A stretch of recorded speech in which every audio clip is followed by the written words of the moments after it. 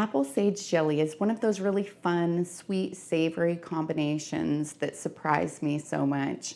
And it's one that I particularly enjoy on any of the poultry or the pork meat. Like all jellies, it's actually a really easy recipe. I start out with 4 1/4 cups of apple juice.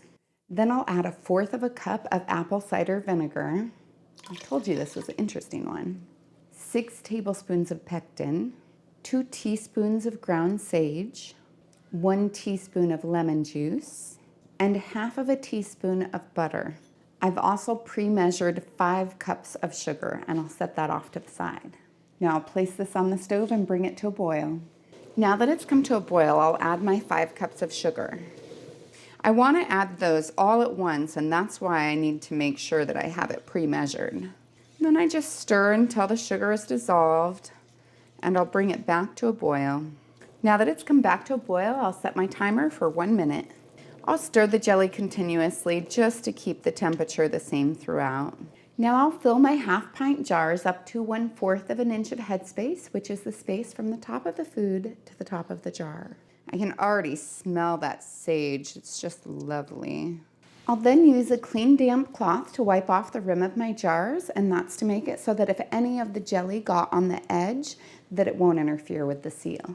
And then I'll place my lids and rings on until they're fingertip tight. Then I'll process these in the boiling water bath for 10 minutes if I'm at sea level. I'm at 1,200 feet, so I'll go for 15, but I won't start my timer until after it starts to boil. Now that the processing time is done, I'll remove the lid, turn off the heat, and let it cool for 5 minutes.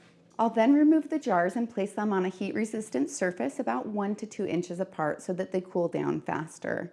I'll leave them there for 24 hours to give them a chance to get a good seal. I can tell that they've sealed well if the center of the lid is depressed down. Then I remove the ring and wash them with hot soapy water and store them in a cool, dry, dark location and use them in the next 1 to 3 years. If for some reason the seal didn't occur, then I would put them in the refrigerator and use them right away. So I don't have very much for a taste tester, just a little.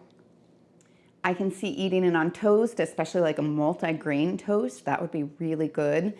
But the other thing that's really good is to use it as a glaze for like on your ham or with your pork chops. I mean, apples and pork go so well together, and with that little bit of sage, so good.